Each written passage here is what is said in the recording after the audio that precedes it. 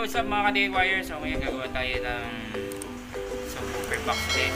So ang gagawin natin is flat port na subwoofer box. Ang ilalagay na driver is JBL na JT512. So ang gusto niya yung kliyente, yung parang kagaya sa nakikita niya sa RCF yata yun. So may pinakita ko sa design sa kanya, kung tawagin natin local na tawag ng mga Pinoy o pinaka-common L410. So ganun daw. So ang sukat na meron ako di 15. Kaya mag-reduce tayo ng size. Siguro habulin natin yung tuning ng box na 30 Hz. Tapos mga 1.5 cubic feet to 2 cubic feet. Depende sa mapa-finalize natin na design niya. Sa gusto niya medyo compact ng konti. Hindi tulad dun sa pang mobile talaga na yung SLAT410 or L410 na malaki na pang 15. Usually yun yung rin nakikita sa YouTube, malaking size yun.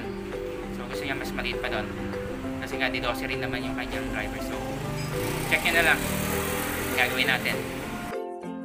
So yan, pag minamalas hindi pala natin napindot yung recording ng ating time-lapse, kaya ito picture na lang may papakita ko sa inyo na nagawa natin.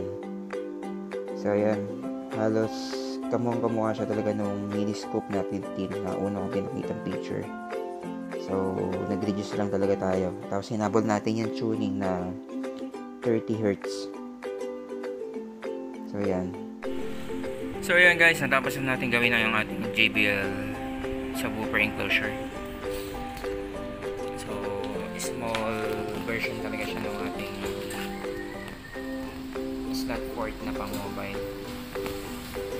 Pang 15. So, nag-reduce tayo na madami sukat. So maganda lang kasi dito kay JBL talaga, maganda talaga sana ito kung pang kotse, pero kapag pang outdoor hindi na ganun kaganda. I mean kasi masyadong mababa yung frequency response nya. Kung lalagay lang sanang speaker dyan is instrumental or mataas-taas yung tono, maganda sana ang bigay ng tunog. Pero kapag subwoofer hindi na ganun kakma. Pero ito kasi nga request na ng ating client na mala RCF na L410 kung tawagin dito sa Pinoy na local term. Kaya sunod lang tayo sa ayaw ng gusto ng ating kliyente. So yan, medyo compact na. So ito textured paint na natin. Gamit natin dito elastomeric paint, tsaka semento at buhangin. So ang ratio nyan 3:1, meaning kung 3 cup ng elastomeric paint, 2 cup naman ng semento at 1 cup ng pinong buhangin. Pino yung gamitin nyo para maganda yung pagkaka-texture nya, kasi kapag yung medyo malaking butil ng buhangin,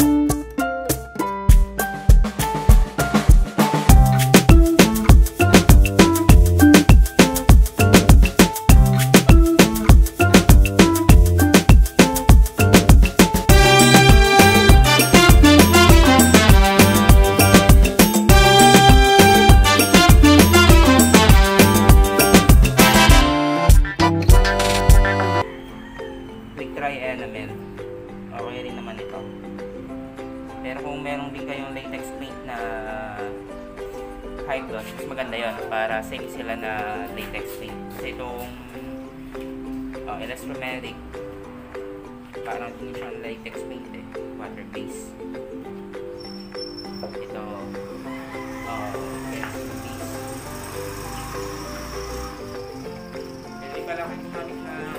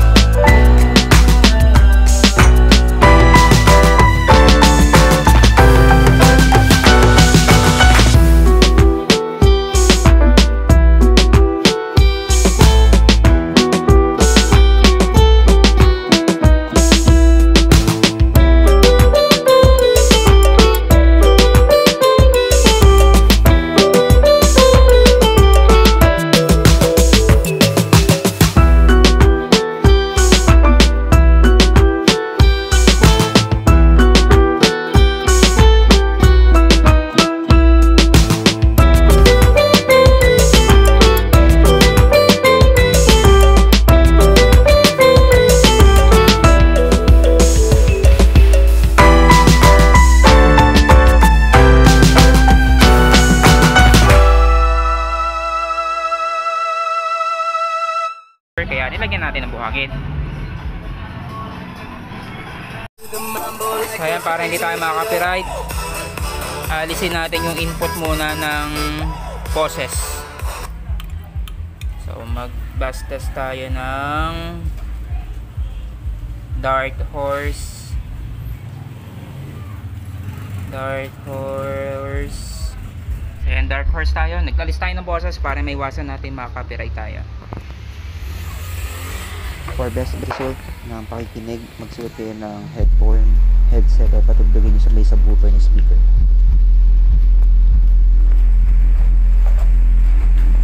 Okay, mga bubong nagtutunugan. Magsuot kayo ng headset or headphone para sa best result na madinig nyo yung low bass.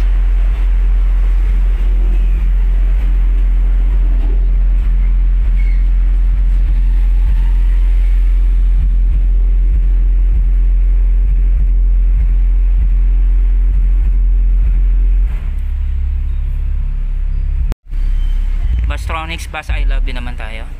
Bass boosted din.